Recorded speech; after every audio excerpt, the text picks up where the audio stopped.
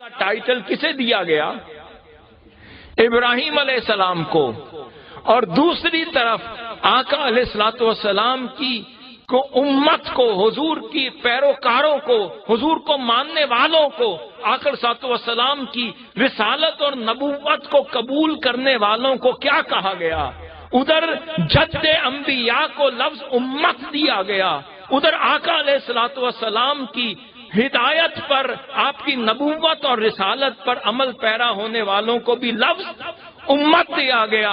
پتہ چلا کہ جو لقب جد انبیاء کا تھا وہ ان کی شان تھی، اللہ نے کرم یہ کیا وہی شان امت محمدی کو بھی وہی ٹائٹل امہ کا دے دیا۔ اب اصول یہ ہوتا ہے، کوئی درخت دیکھے وہ اصل ہے، کوئی اس کا پھل کھا کر چکھے تو وہ اس کی فرع ہے، کوئی اس کے پھل کو چکھ کر تب بھی اصل تک پہنچتا ہے، اور کوئی اصل کو دیکھ کر اس کی شاخوں سے گزر کر اس کے پھلوں تک پہنچتا ہے۔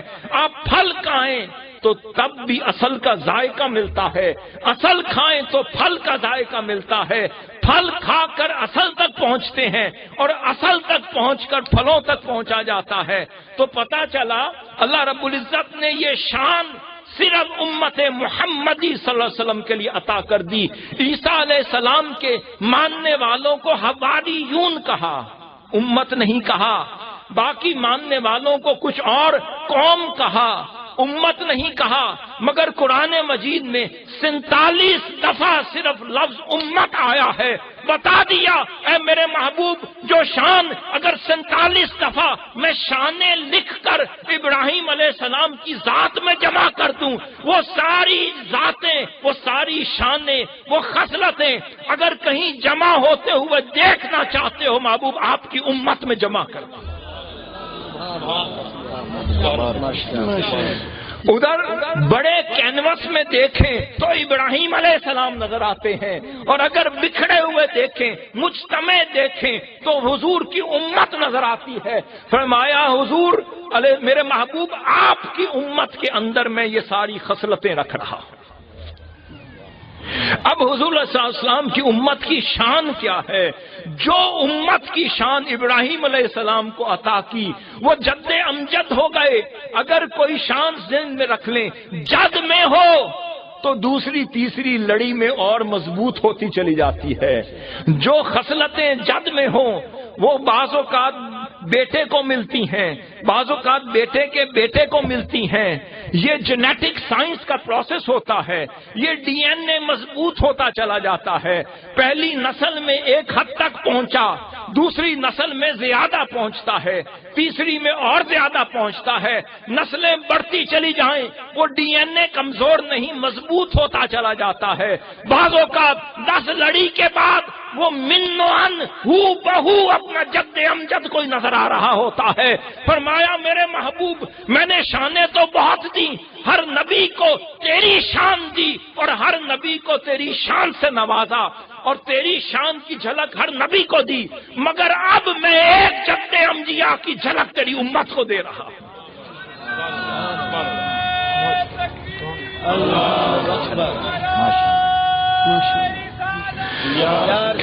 ہر نبی کی شان میں کسی کو صفی اللہ بنایا، کسی کو کلیم اللہ بنایا، کسی کو نجی اللہ بنایا، کسی کو کچھ کہا، کسی کو روح اللہ بنایا، کسی کو سر روح کہا۔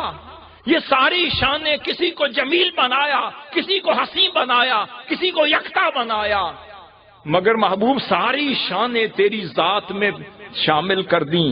کسی نے بکھڑے ہوئے حسن دیکھنے ہوں، میرے انبیاء کو دیکھتا پھرے، کسی نے سارا حسن ایک جگہ دیکھنا ہو، محمد مصطفیٰ کو دیکھتا پھرے۔ اب فرمایا میرے محبوب وہ شان انبیاء اور بین الانبیاء تقسیم ہوتی رہیں، مگر اب میں شان محبوب تجھے نہیں تیری امت کو دینے والا ہوں۔ سارے انبیاء کی شانیں تجھے دیں، تیری شانیں انبیاء کو دیں، مگر ابراہیم کی شان تیری امت کو دے رہا ہوں۔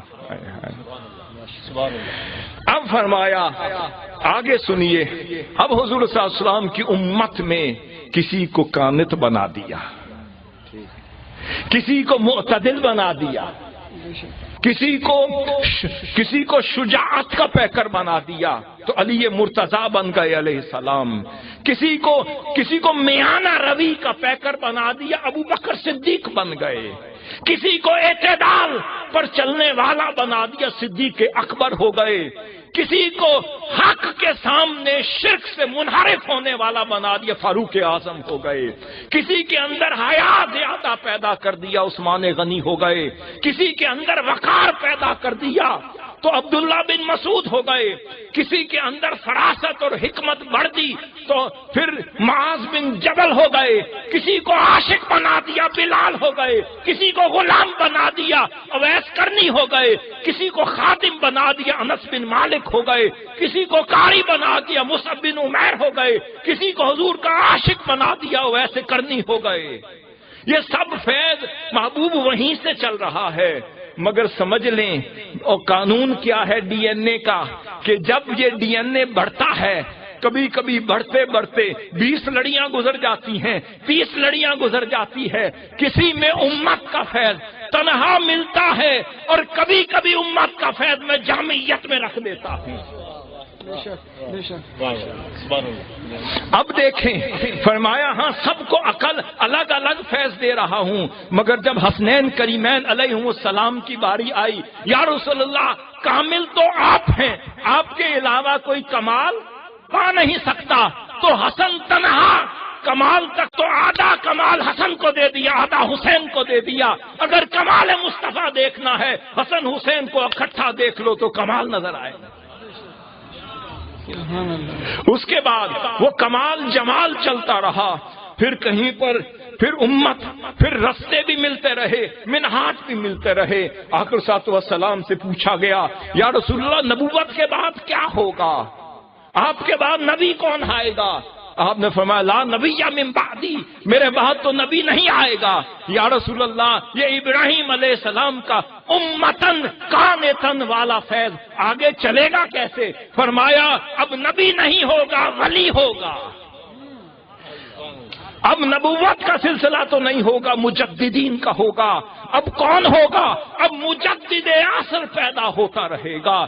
ہر زمانہ جب اپنی تشنگی کے کمال کو پہنچے گا، پیاس بڑھے گی، پیاس بڑھے گی، بھوک بڑھے گی، لوگ تڑپیں گے، گریں گے.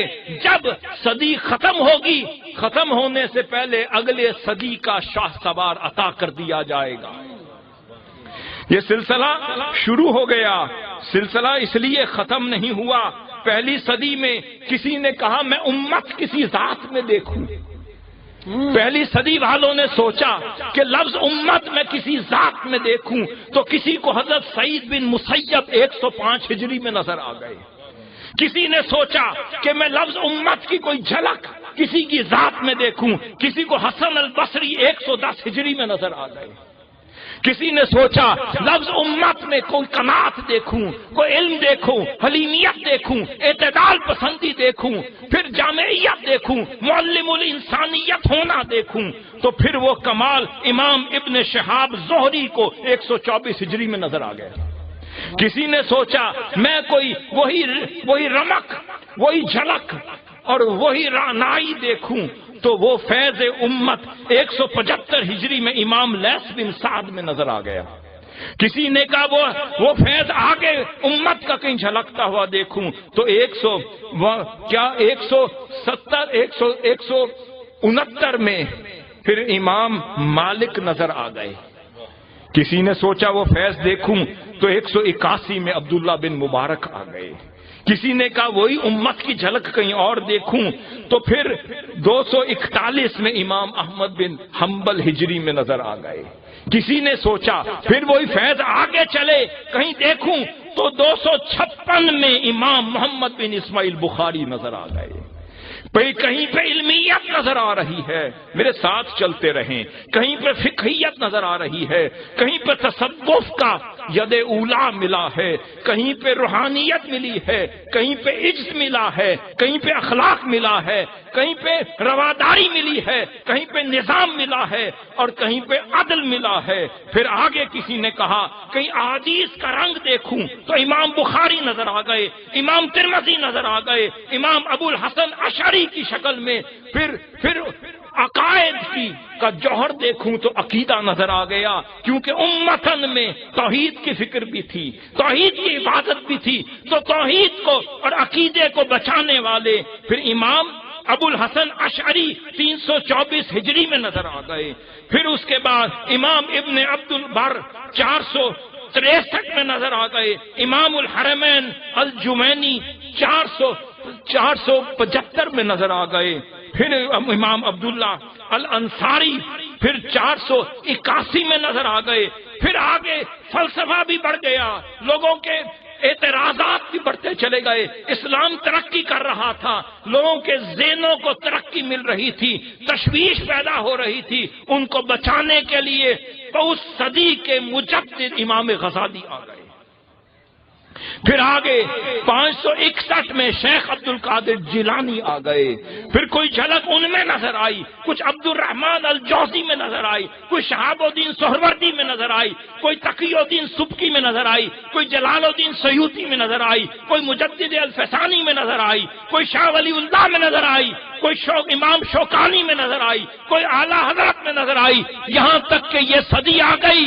اب آپ لالیاں میں سوچتے تھے، کوئی چنیوٹ میں سوچتا تھا، کوئی جنگ میں سوچتا تھا، کوئی لاہور میں سوچتا تھا، کوئی دہلی میں سوچتا تھا، کوئی امرتسر میں سوچتا تھا، کوئی تو ہوگا جس کے اندر رنگ ابراہیم سارا نظر آ جائے۔ خدا کی عزت کی قسم، یہ صدی شروع ہوئی، شیخ الاسلام کی ولادت ہوئی، حضور ڈاکٹر فرید الدین صاحب کو وہ تحفہ ملا جب دیکھ کر کہا یہ تو ابراہیمی رنگ پورا نظر آ گیا۔